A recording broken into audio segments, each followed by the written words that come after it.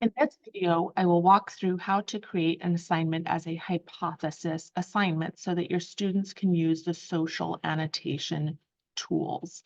So I've just put in my regular assignment, my instructions, all of my normal content here for what I want them to do. And then, I can assign my points and etc. What I'm going to do that makes this different than a regular assignment is go down to submission type and I'm going to click external tool. I'm going to click find and go down to scroll down till I find hypothesis. Then it's going to ask me where I want to choose my file from.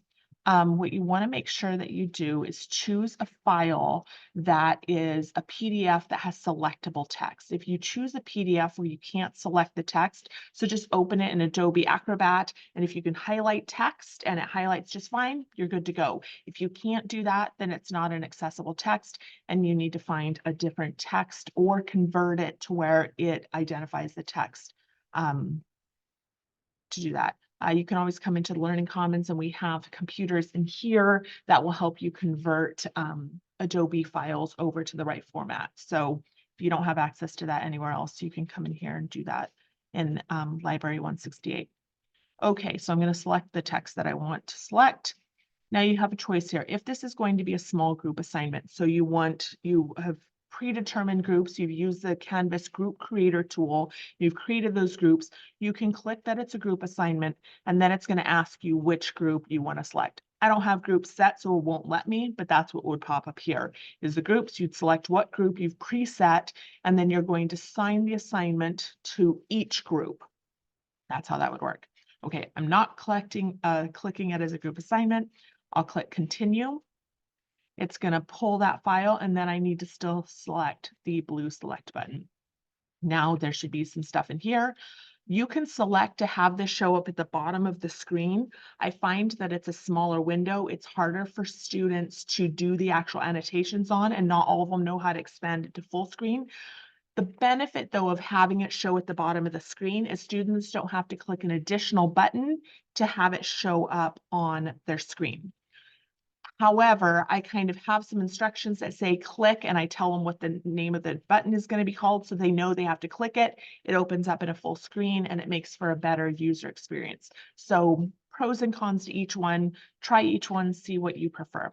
So I'm going to go ahead and click load this tool in a new tab, determine the number of attempts, everything else you want to do, and save or publish.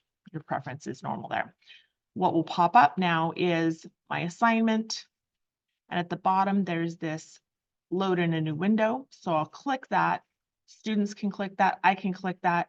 And now then we have this text up here where we can select text. See how the text is selectable?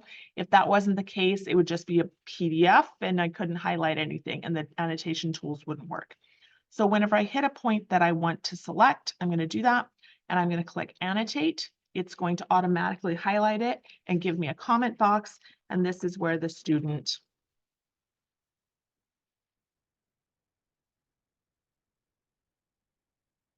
can do your annotations, can do your comments. And then I usually have in the instructions kind of the types of comments I want students to make. So what they're looking for, if they need to respond to other people, it functions as a social discussion that people are having, interacting with the text itself. Once that's done, I'm going to go ahead and click post to the class. Now, the other option is students sometimes click post only to me. When they click that, it only shows up to them. The instructor can't see it, neither can other students. Some students use this, so maybe they have to post 5 annotations and they aren't sure yet. So they highlight and do a little bit of annotation. Maybe they do 10 or 12, and then they go back at the end and they decide which ones they want to actually make really strong and submit to the class. So they can use the post only to me, but they need to be aware that it's not going to show up to the class and it won't show that they've completed the assignment.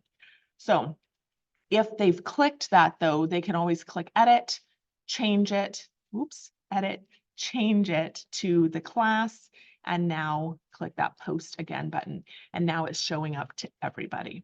Okay, so to do that, you can't just click here. You have to click the little arrow, select which one you want, and go ahead and click post again to make it work. That's how that works. Then as an instructor, I can come in here, read what my students have written and, do kind of whatever comments I want. and then I can post back, and now we have a little chat going along. You can do that for any pages. Sometimes I go in and model the type of annotations, and I'll put 1 or 2 annotations. Sometimes I've annotated through the whole text and I want them to form responses or find additional examples of things that I'm pointing out.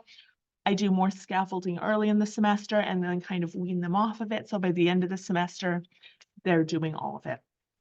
I did want to show you a couple of types of assignments that you can use Hypothesis with. Oops, let's pull this back up.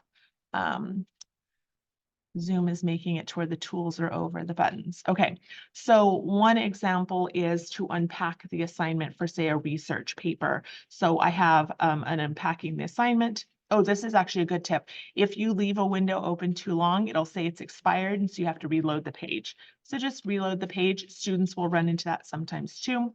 And then I can click Load Research Project. What this will do then is bring up the research project prompt, and you can see all of my students, and I've done some responding to them in here, and you can see that they have highlighted the different elements, right? And so through the text, so I can click on a text and it's going to pull up people's comments and what they're saying about it. And so this helps me make sure, especially in an asynchronous class, that students understand what an assignment's asking them to do and that they're going to be able to do those things. I can respond directly here, or sometimes I just read through them and I post an announcement being like, here are the things I'm noticing.